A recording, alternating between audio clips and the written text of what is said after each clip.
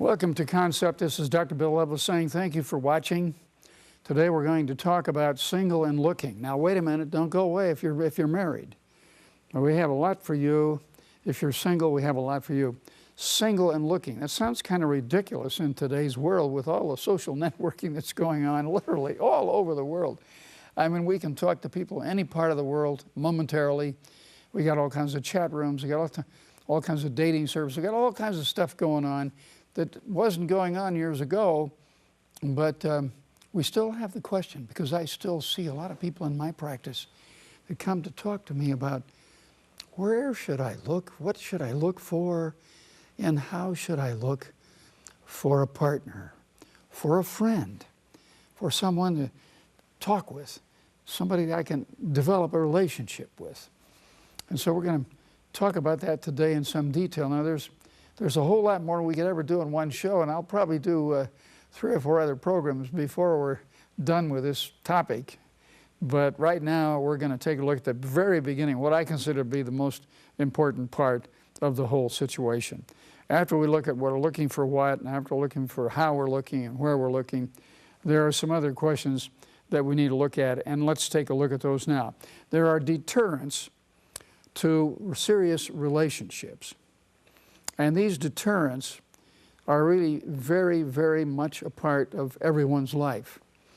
And we need to look at these first because they become so very, very important as we take a look at how we are going to plan to enter into a relationship with someone else. One of the major deterrents is the fear of connectedness. What does the fear of connectedness mean? You know, connectedness is a scary term. It's okay as long as I don't get close enough to get connected. As soon as I get that close, I panic and run. And I have talked to so many people through the years who said, you know, I get so far and then, boy, everything just kind of goes south.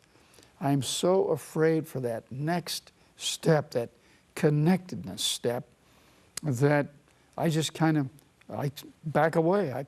I can't handle it. A second deterrent to a serious relationship is you have safety concerns. Now, these are very real issues.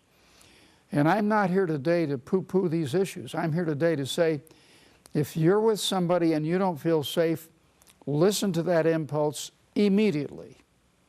Don't say, well, it's going to get better later. We can talk through this situation. We can work through this situation. Well, maybe you can and maybe you can't. But a safety concern is a major question when it comes to a deterrent to serious relationships. Another one is you don't trust yourself and your intuition. A lot of us doubt ourselves in terms of what our own mind is telling us about this relationship. We're not sure that this relationship is for us. And I want to tell you that take that seriously. Your own intuitions are something we want to talk about in this program. It's not a matter of coming up with a list of the ideal guy or the ideal girl and then finding them. We really need to kind of take counsel with ourselves, to listen to ourselves. And these basic questions need to be asked carefully, and then we need to look at the answers to them. Now, past experience makes us very, very wary. I know that you're thinking about this as I show this little question mark on the screen. Past experience makes you wary. Why? Oh my goodness, how many of you, raise your hands, have had a 3-month relationship that starts out with fireworks and then fizzles out? Boy, this is the one for me, this is so great. And a couple of months later, down the tube. And after a while, you begin to wonder about your own judgment.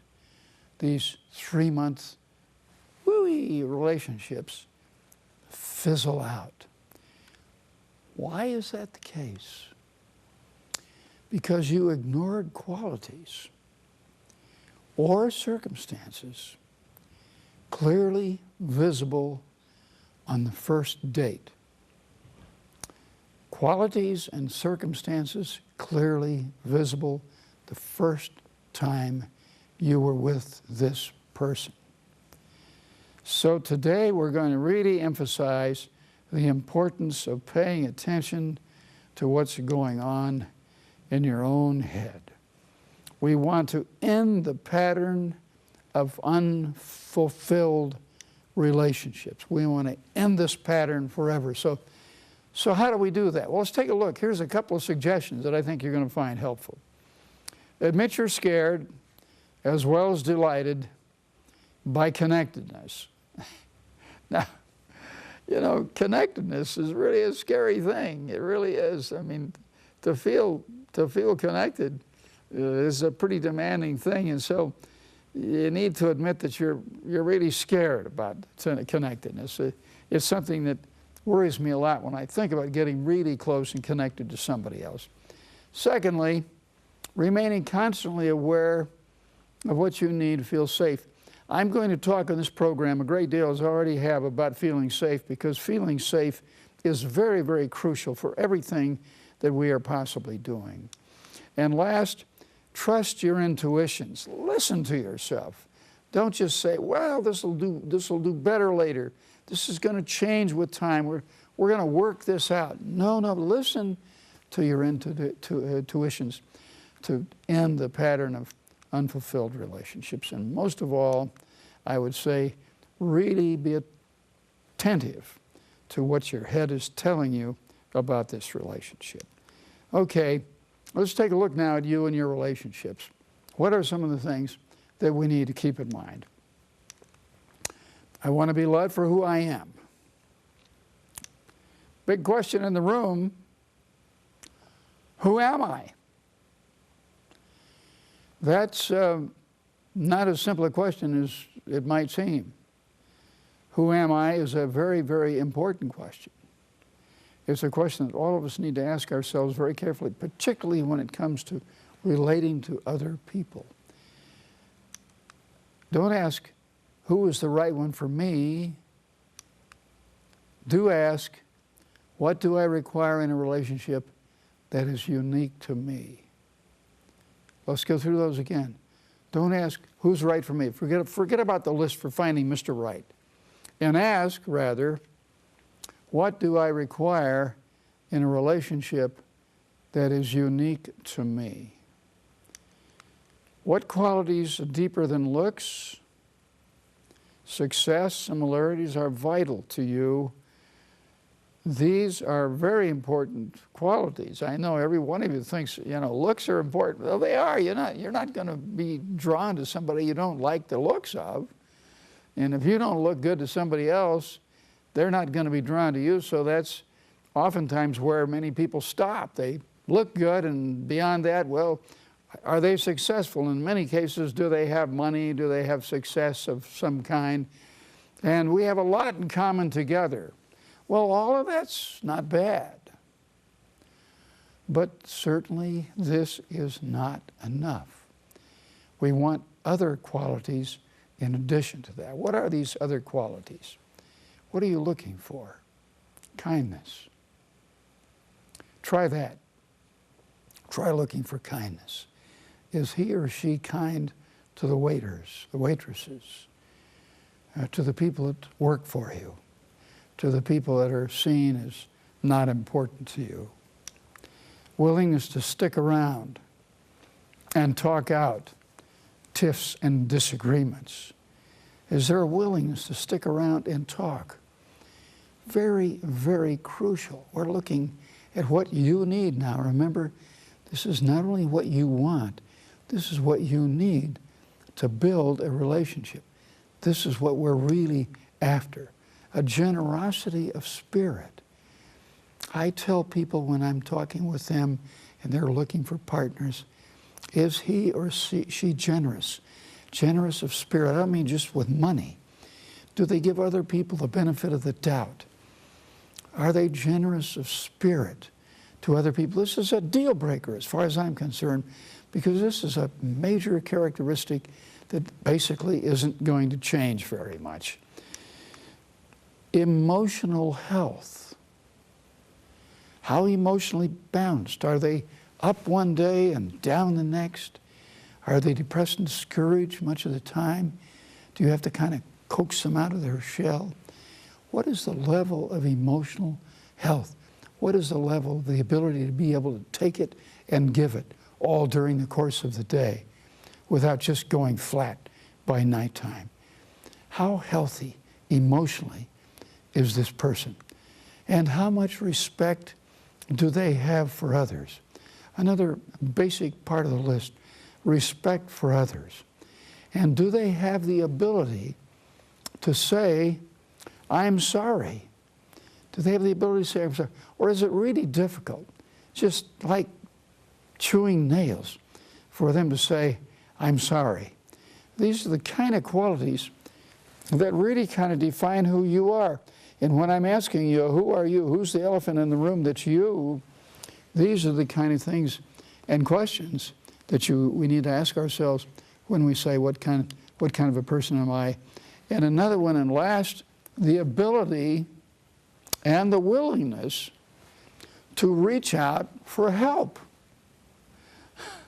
Now, there's the standard joke going around that we men have a hard time stopping the car at a gas station to ask directions when we're lost.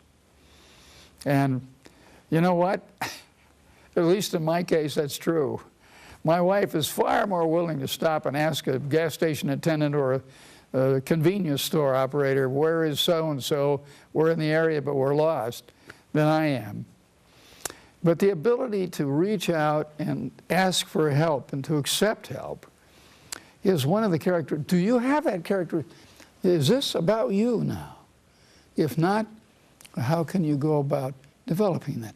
These are the qualities, the deeper looks, that we go beyond looks, beyond success, and beyond we have a lot in common together. These are the kind of questions that we want to ask each other and ourselves as we take a look. Now it's time. Now it's time to turn around and look at yourself. Oh dear, who am I going to find there? Who am I going to find when I take a look at myself? We all need to do that. What do you want? What do I mean by that? I mean, what do you want out of life? What do you want today? What is it you're striving for? What brings you satisfaction? What stimulates you? What gets your juices going? What do you want? Before you come up with a list of the ideal things that I'm looking for on my ad on internet or a dating service, who are you? What do you want? What do you need? Another crucial question. What do you want? What do you need? Am I really in touch with what my deepest basic needs are? What do you have to offer? Sit down and talk to yourself about that. Ask your best friends. You know, I'm really kind of taking a look at me today, and I would appreciate it if you would tell me what you think as a person I have to offer another person. Now, my wife and I still do this, and we've been married many, many, many years. And we still often say, you know, what do I have to offer? Before I started doing this series of television programs, I asked my wife, what do I have to offer? What do you think I ought to talk about? I'd like you to give me some feedback in terms of what is going to be valuable to the listeners who watch Concept. What do you have to offer? These are the important questions that we have to deal with. Now, to avoid deception of giving ourselves the wrong answer to these questions on the way of self-knowledge, we have to employ reflection and research. Reflection and research. Now, I've just been talking about reflection. What do I mean by research? Well, this is called action research. This is not the kind of research you do in a test tube where you have stuff you pour together and everything blows up and then you record what happened. This is the kind of research where you carefully kind of assess what's going on with you as things go on. When you spend time with anyone, even not socially, start becoming reflective and research-oriented. What's going on in me here? What's happening to me? What can I learn from this situation? Enter into a serious relationship. You've got opposing forces. And these opposing forces are yearning for partnerships, for acceptance, belonging, family, and passion. I mean, that's quite a list. Leave it on there a minute. Let's take a look. Yearning for partnership. These are serious relationship issues that have very opposing kinds of answers coming to them. Acceptance and belonging and family and passion. All of these are very serious issues when it comes to a relationship. Now, I basically take the position with my friends and my clients that research is basically best done in action, with other people, becoming more observant of what's happening. So if you're going on dates, make those dates research possibilities and begin to take a look at these opposing forces that we just listed for you that are yearning for partnerships, acceptance, belonging, family, and passion. How much of this am I yearning? Do I really want this? Or am I looking for quite something else? Being cautious about potential hurt. I have a lot of people that I talk with on a regular basis who are very, very cautious about being hurt. They have been hurt in the dating process. They have been hurt in the growing intimacy process. And they say, will you be taken, or will I be taken for granted, or will I be abandoned? Will you discard me once you know who I am? I'll be taken for granted, or will you leave and abandon me? And these are serious issues that we enter into when we talk about relationships. Now, if you want to attract the best partner, stop looking on the internet to start with. Stop looking anywhere else and get out a great big nice mirror and take a look in the mirror. If you want to attract your best possibility, first be yourself. Concentrate on the quality of your life. Spend time with your friends. Enjoy your work. Make time for what you enjoy. And thus you set yourself up for a good relationship. Now, I'm going to take those one at a time now and talk about them, because this is the very heart of this program. To attract the best partner, be yourself. How do you do that? Well, you concentrate on the quality of your own life. Are you doing well with time? Are you doing well with your energy? Are you taking good care of yourself, of your mental health, of your physical health? Are you walking, eating right? Are you concentrating on the quality of your own life? I don't mean overwhelming now, but I mean, is it something that you're reading? I love myself so much. I like myself so much. I appreciate myself so much that I really am concentrating on the quality of my life for me. This is who I am. Spend time with friends. Very important to spend time with friends. That's kind of a definition, again, of who you are. Enjoy your work. A lot of people go to work and they really don't like their work. I love my work. I love sitting here talking to you. I love getting ready to do this and reading and preparing and listening so that I can do this and try to have something to say that will be helpful to my listeners. Make time for what you enjoy. What do you enjoy? Do you take time to do what you enjoy? Time is so valuable, but energy is more valuable. In today's world, we talk a lot about time management, and that's important, but energy management is really more important than time management. If you get that right, that's going to take care of your time management too. And make time for what you enjoy. Find out what you enjoy. Turn off the television set. Start walking, start hiking, start driving around, wherever you live. Start looking at the resources around you. Thus you set yourself up for a good, if you want to find the best partner, be the best person. That's what we're saying. That's what makes all of this work. Now, to attract the best partner, secondly, rely on how you are feeling in the relationship. Being loved for being you. Are you feeling good about this relationship? If you have questions about this relationship, then be wary and start listening to what your mind is telling you about this. This is very different from listing qualities and seeking for someone who has them. It's intuitive and emotional. This is not having a list. That's kind of academic. Here are the qualifications I want to find in somebody that I want to spend time with and date. No, I'm saying start the other way around. Rely on how you are feeling. What is your gut telling you about this person? When you're shopping, master the skill of sorting.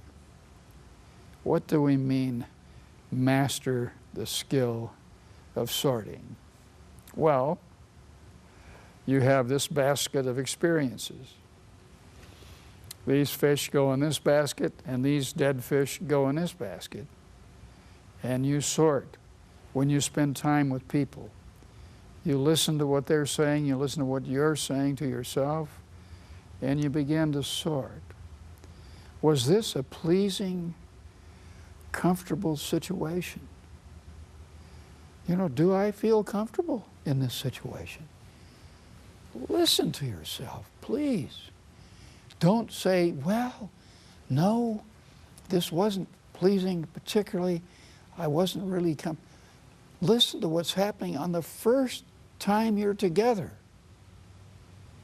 Don't say to yourself, well, this will get better, this is going to go away, this is going to improve, blah, blah, blah, blah, blah. Maybe it will, and maybe it won't. When you're shopping, start sorting. Sorting means some experiences go in this bin and some experiences go in that bin. Some say, try again, some say, not so much. Do I feel safe? I can't emphasize this enough. Do I feel safe? Do I feel appreciated and understood? Do I have no need to hide? I can be me. I have no need to worry about anything that's happening. I don't have to hide, and I feel perfectly safe, and I'm appreciated, and I'm understood. These are the kinds of questions that are very, very basic to what we are doing. We need to end the pattern of unfulfilled relationships. We want to stop those 3-month and 4-month situation. Remember what I said to you at the beginning. Take a careful look at yourself. I've given you some ideas about what to look for. But beyond everything else that I've said, I want to emphasize this particular point. Please, promise me that you won't be in a big hurry to do anything. Now, I'm not saying take 5 years to make a decision, but what I am saying, time is the ultimate builder of true bonding. Time is the ultimate builder of true bonding. Take plenty of it. Time is your best friend, and the ear is the organ of intimacy. people become intimate. People become knowledgeable about themselves and knowledgeable about each other as they listen to themselves and as they listen to each other. This is how we become acquainted with ourselves. This is how people become close. We become close by listening and talking. And listening and talking can only be done well if we take the time to do that. And so we have a matter of time preference. Time preference is very, very crucial in this whole matter of relationships. To find a relationship satisfactory to you is going to take every bit as much time as to maintain that relationship once it gets started. And keep in mind that once it gets started, you're going to spend an awful lot of time with someone that's very special to you and that you're very special to. So as we look carefully at single and looking, we find the important step for us is to take a hard look at ourselves. Find out what we do well, what we enjoy, what other people enjoy about us, what our friends say about us, spending time with our friends, getting comfortable with who we are and what we are all about. And that takes time. That's the ultimate builder of true bonding, is time. Be spendthrift with time. And remember that as you get acquainted with who you are, the next step is to start looking at the characteristics of the kind of people that you're comfortable with. You may have a lot in common with them. You may not. It's not necessarily true that people get along best with those who are just like them. In many cases, that's true. In some cases, we get along with people who are very much unlike us because we know who we are, we're comfortable with that, they know who they are, and they're comfortable with that, and so together we spend time together. We talk and we listen, and we spend time together. And that's how single people find friends. And friends are the one that become possible mates. Now remember, what I keep telling you here on concept, which is very true in this area. Don't try to be perfect, but do try to do better. That's all we ask.